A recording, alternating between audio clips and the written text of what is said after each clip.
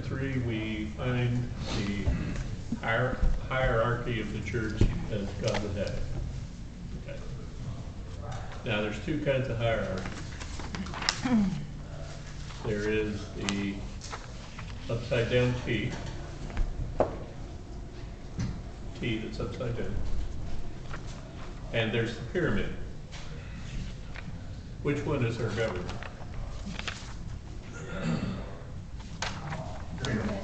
Huh? Pyramid. Yep.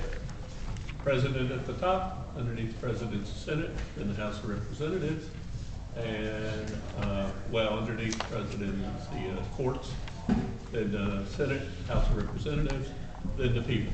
It's a pyramid. Okay? How did God want it to be? Upside down T. Upside down T. Now, how's the upside down T work? Everything under one God. God is at the top. His authority comes down to the bottom. As soon as it hits the bottom, it flows out to the left and the right. On the right, you have the elders. On the left, you have the deacons. Okay? And those are actually the people. There's no level underneath that. Every single person in the church is either has those two designations or they're training toward those two designations. The most elderly would be closest to the authority that comes down. The most mature in Christianity, the most mature in the Word, would be closest to the power. And then it would go through them to those that are growing in the Word, and to those that are new in the Word, and are trying to find their place in the church. But every single person has a place in those two levels. And they're level. One's not higher than the other. The elders are not higher than the deacons. They just have a different job. Now, what is the job of the elder?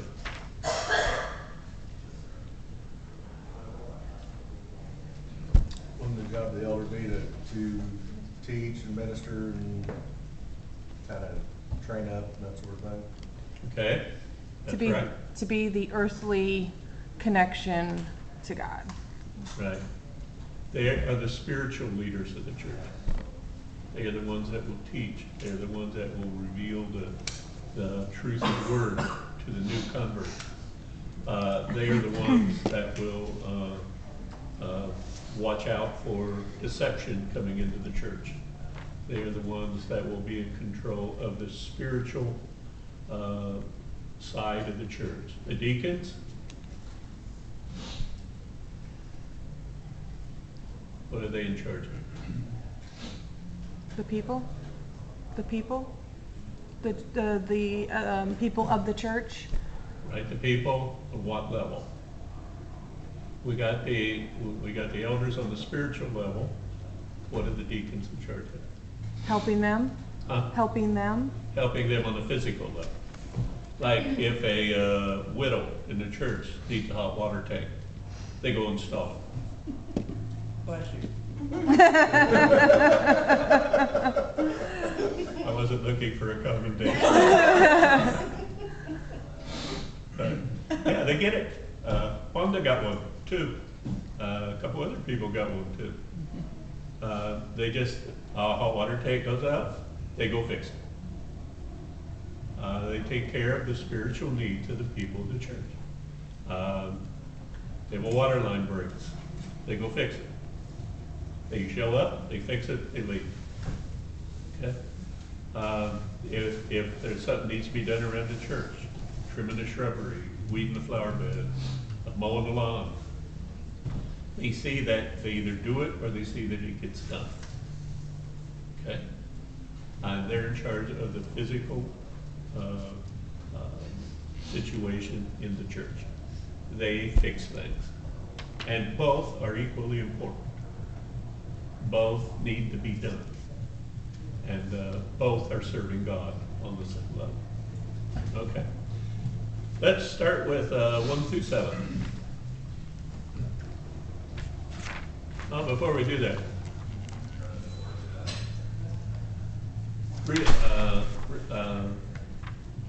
how is the church governed in the United States? I'm gonna throw one out there, I'm just gonna say poorly. Orally? Yeah. Okay. Pyramid or upside down T? Pyramid. Oh, it's pyramid. Pyramid. We've got the big guys in Chicago, and they're watching over the big guys in Indiana, and they're watching over the different districts in Indiana, and they're watching over the individual preachers, and it's like this. Like that. Yeah. And God has to find his way through all those levels. And how efficient is that to the local church? Doesn't work out very well.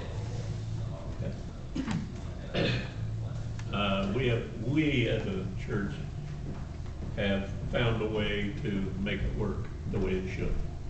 But a lot of churches are smothered by it. 1 through 7. This is a faithful saying, if a man desires the position of a bishop, he desires good work. A bishop then must be blameless, the husband of one wife, temperate, sober-minded, of good behavior, hospitable, able to teach, not given to wine, not violent, not greedy for money, but gentle, not quarrelsome, not covetous, one who rules his own house well, having his children in submission with all reverence. For if a man does not know how to rule his own house, how will he take care of the church of God?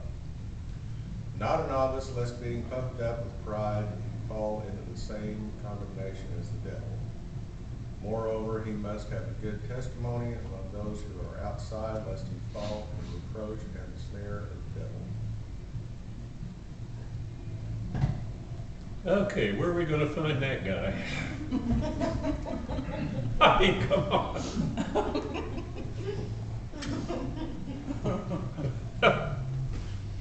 But it's not up to that guy. Remember who God put in charge of being the priests of Israel? What tribe? Levi. And what were they known for? Huh? Unfaithful. Okay. They were the biggest bunch of They're not scoundrels that good ever walked livestock around on the traders, face of the that's earth. for But sure. So they're not real good livestock traders, that's for sure. okay. Why would he pick them?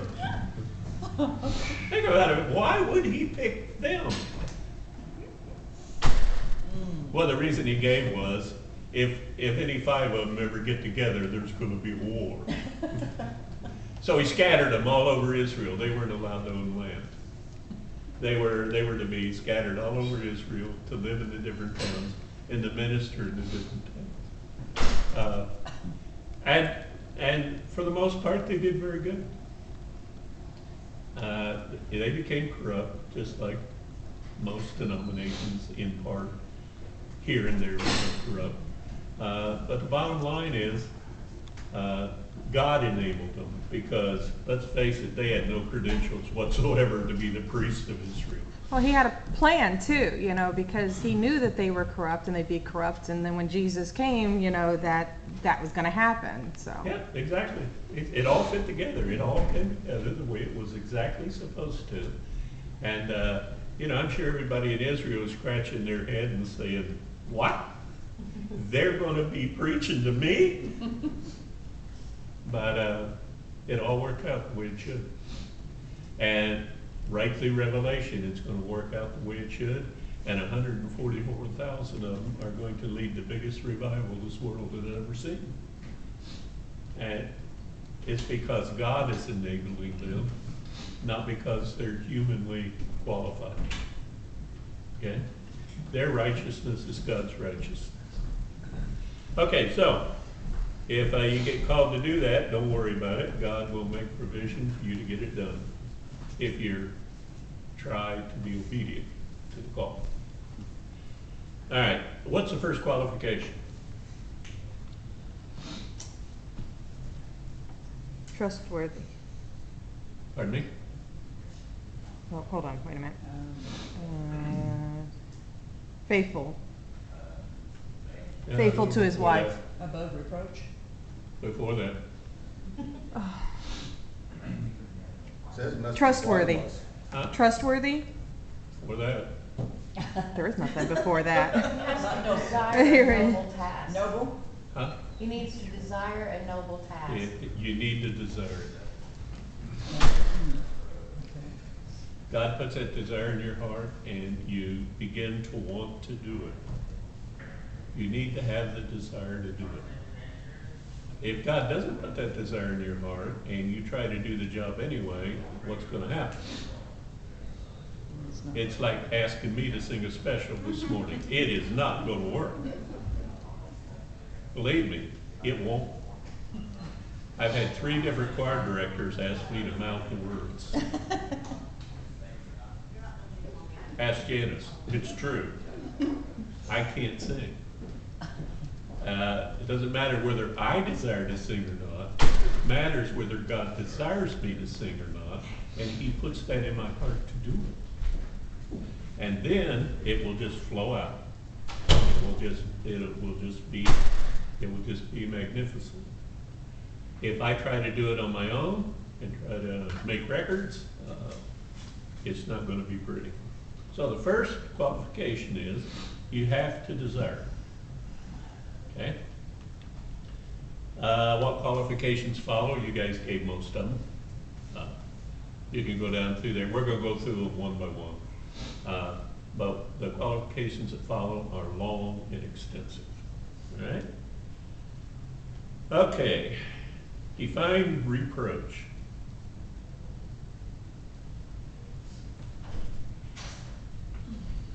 He has to be above reproach. Above changing his mind, above making, or doing something against what is right. Okay, he has to be focused.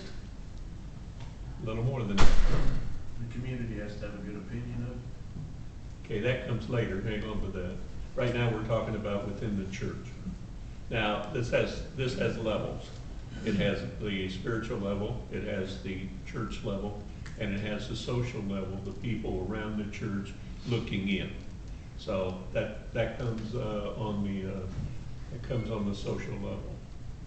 I think that means you get your church can't find any obvious sin going on that they could fault you with, and you are in good fellowship with God. You don't have any big issues going on that would be a stumbling block to what you're called to do. Okay, all right, that's good. Reproach is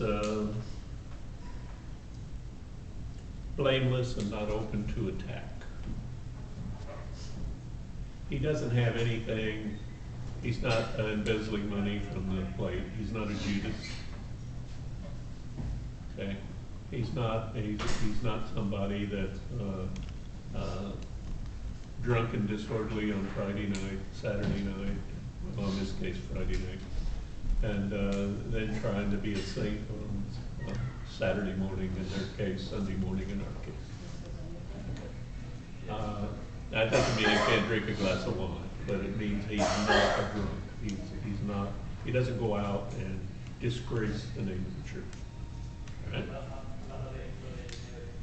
All right? We missed one, right above it. What does it mean when it says a noble desire? He's doing it for the right reasons. He's doing it for the right reasons. Doing it for the right reasons? That's right. That's correct. Noble means a little higher than that. It means a royal position. It means a position of rule. They're in charge of implementing something, and they are the ones that dictate how it will go, according to God, hopefully, and not according to their own desires. They will do it as God wants it done, and then the people will follow suit, and God's will be accomplished. Noble means on a royal level, on spiritual. All right, define one wife. Boy, this gets crazy. Depending on your denomination, this gets nuts. Okay, one wife.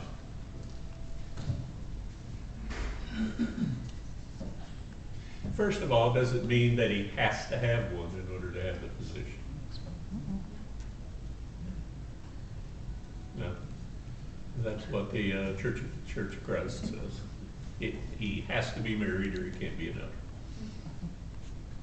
Now, for the elder, you will also find presbyter. You'll also find overseer. There's a lot of different names for it.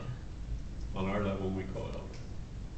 I think also, you know, when you've got the elder, you want somebody who is older, who is able, you know, who has probably been married, has a wife or a somebody close to them, so that they're not distracted from that either.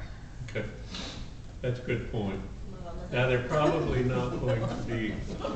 Well, it doesn't have to be married. It could be a girlfriend, fiance, or something. Not Well, better, yeah. let's look at the Catholic Church. They don't marry. And look at the situation they're in. The temptation, the problems they're having with men who are not married and are normal men. Okay, all kinds of terrible things happen.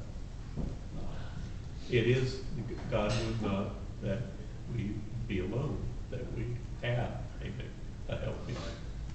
It balances us out. It keeps us, it keeps us from going astray. It does not mean that they have to have a wife. That's not what it's interpreted to mean. But before they come and sit at the high table, they probably will be expected to be married, simply because of the temptations if they're not. Could you safely expect them to minister to women if they did not have one? There would be a lot of tension there, a lot of temptation, a lot of frustration. Children likewise.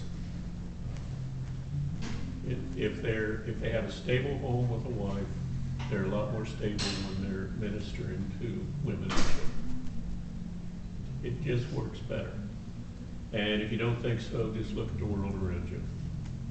And it also helps, you know, if they are ministering to a wife, their wife is strong enough that she can help too. Sure. Because sometimes it's better when it's a woman talking to another woman. So who else would you want except for the elder's wife? If another woman calls me and wants me to counsel them with a problem, I always take my wife. Number one, there can't be any accusation that isn't documented, can't be confirmed, okay? And number two, I am not about to be tempted if my wife is sitting at the table. And I'm not apt to take that temptation to a level it shouldn't. I always take my wife. Even if I'm changing Wanda's hot water tank and I'm just going to say hi and bye, I always take my wife. Even if nothing happens between me and Wanda, the neighbors are watching. And you know how that goes. So I always take my wife. Okay. What else? Does it mean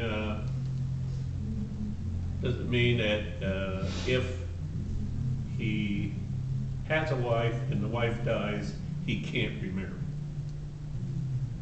It says one wife. I'm giving you the arguments that have come up on this over the years and are still being argued in different denominations today. Doesn't mean that I can't remarry if my wife does.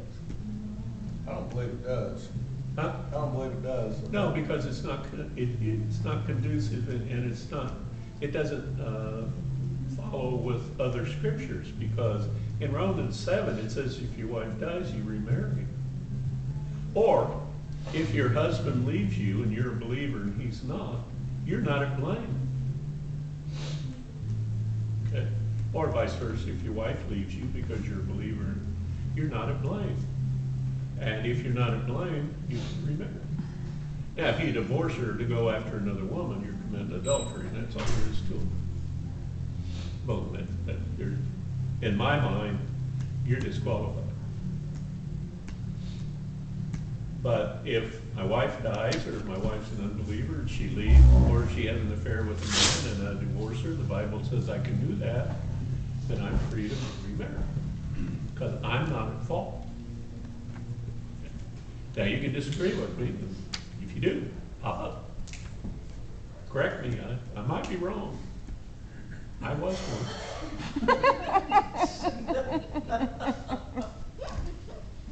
Okay? All right. Now, let's look at the situation we're in. Paul's writing to a Gentile church, and there's a lot of Greek people, Roman people, people from Ephesus, people from that whole area around there. And in that day and age, you were allowed to have multiple wives for multiple reasons. You were allowed to have one for fun. You were allowed to have one to bear your children. Lord have mercy.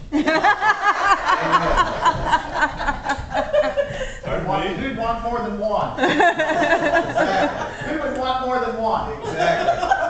I'm not, No sane I'm just individual. saying, that was the society of the time.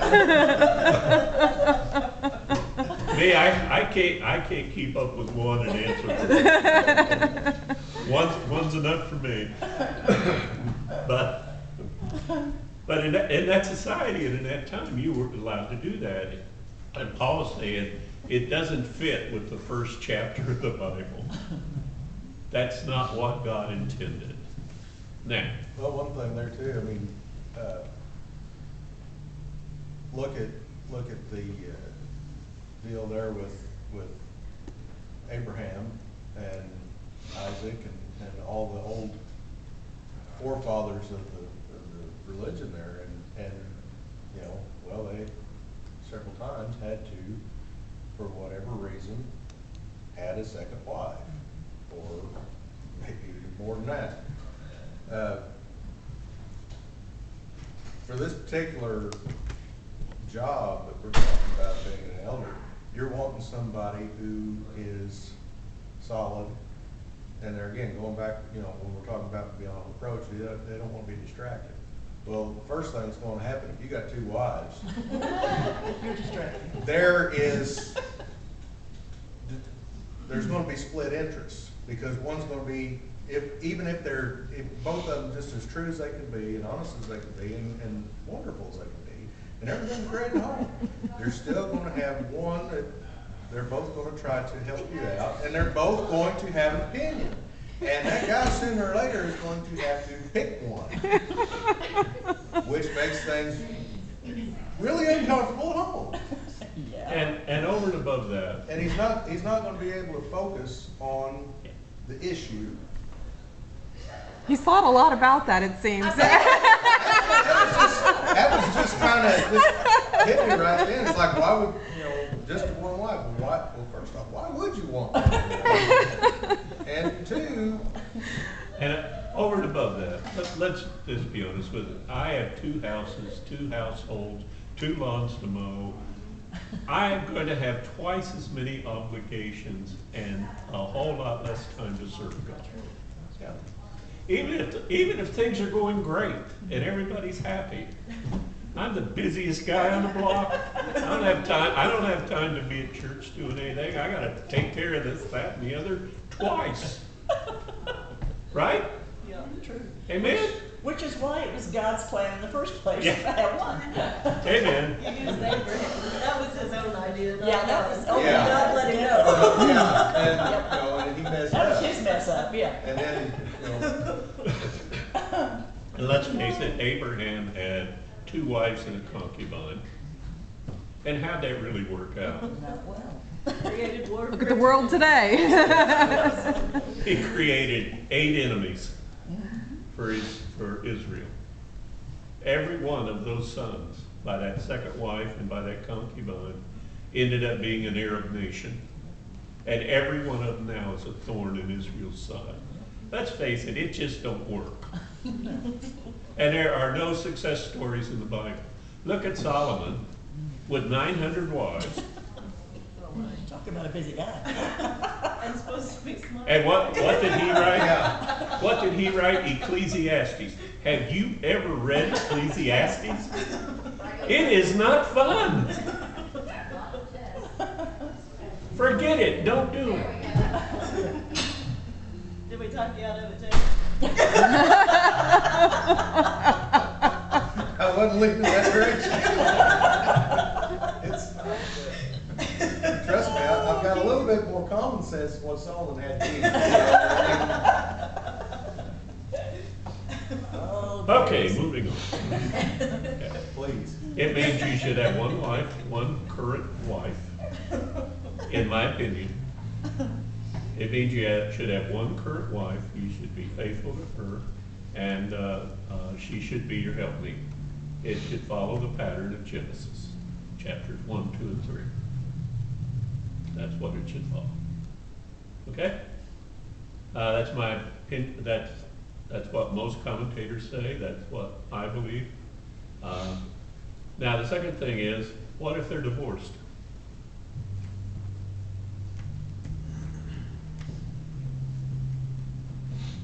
Well, again, that kind of depends on the circumstance. I'm sorry? That depends on the circumstance of the divorce. Exactly right. Did that divorce come before their conversion?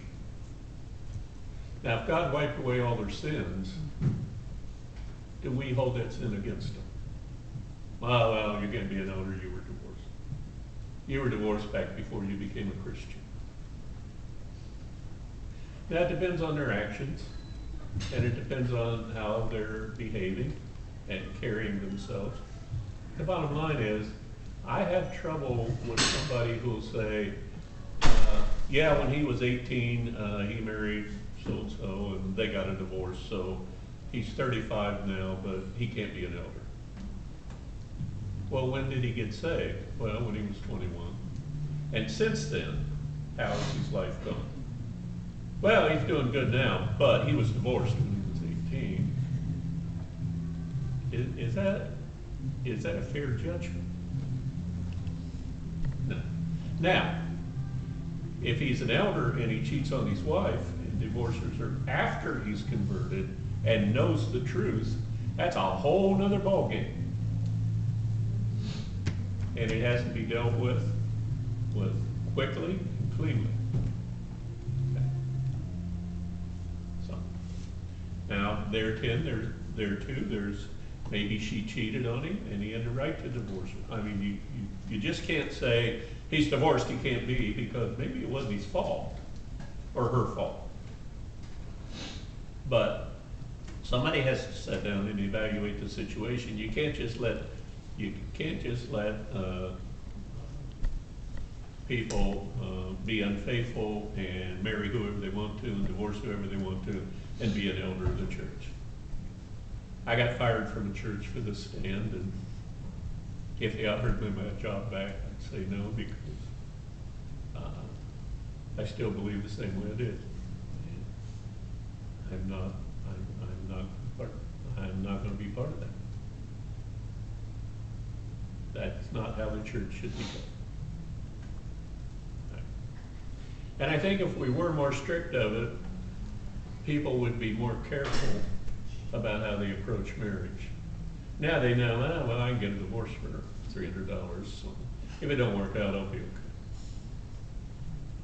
No, that's a bad attitude going into marriage. That should not be right. All righty. Define self-control.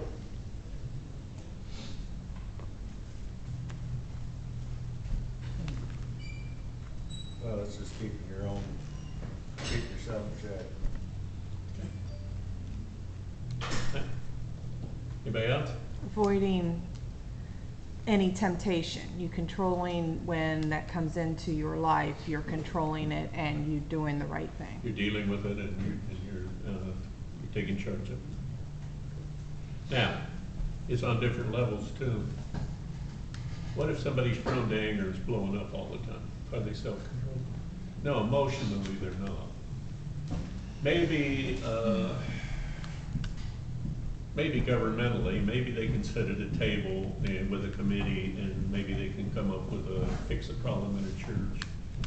But if they're emotionally blowing up at people all over the place, every time the preacher says something they don't believe, they corner him at the end of the sermon and yell at him, they're not stable and they're not self-controlled. Now, physically, they need to be self-controlled. They shouldn't be fighting. They shouldn't be known for rioting and riotous stuff on Friday night. Their desires, like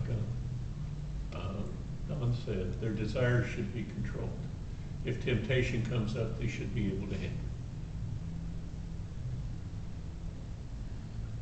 it. All right.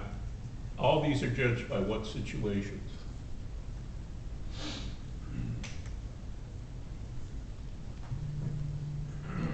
When am I likely to be calm and easy to get along with? When things are going good. Now, when things are going bad, how do I act? That's the test. In difficult situations is how I would be judged. How do I handle difficult situations? Do I blow up? Do I get in people's face? Do I storm off and pout? I'm not ready to be an elder. I'm still in the mature stage, way out on the edge. And in this case, you got Timothy, who was a very young man, who's right next to the vertical column.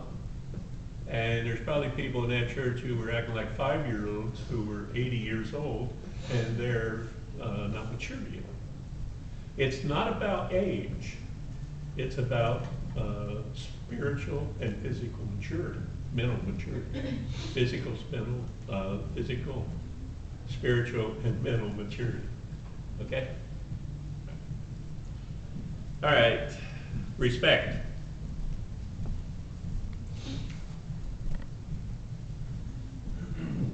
Thinking of others. Okay?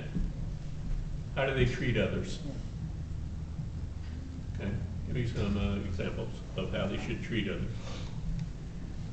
Same way you want to be treated. Okay? Golden rule. Reverent. Now, within themselves, they should mirror reverence. They should be admired by other people for their stability. They should be humble. They should be dutiful. They should be people who you can trust with a task. If you tell them to do it, you should not have to worry about whether it's going to get done or not. Okay? Hospitable. Welcoming people in to the church when they come in. Don't judge them when they come in. Go in, talk to them, be hospitable to them. If somebody at the church is sick or not showing up, go and visit. How many times have you been on vacation or something, you went into a church, you went through the service, and then you got done, and all you got was a handshake at the door? Nobody came up to you, nobody said, "Hi, where are you from? Are you vacationing? Are you new in the neighborhood?" We're good at that. If you watch the congregation out there, when we have that little time in between, if there's a new person around, they pretty much get sworn. You know? And a lot of people have good comments about that. they should not attend this church and not feel like somebody cares about them. They should know, I'm in it. They should know that we love them, that we fellowship, and that they're welcome. And we'll start there next week, and then we'll dive into the deacons.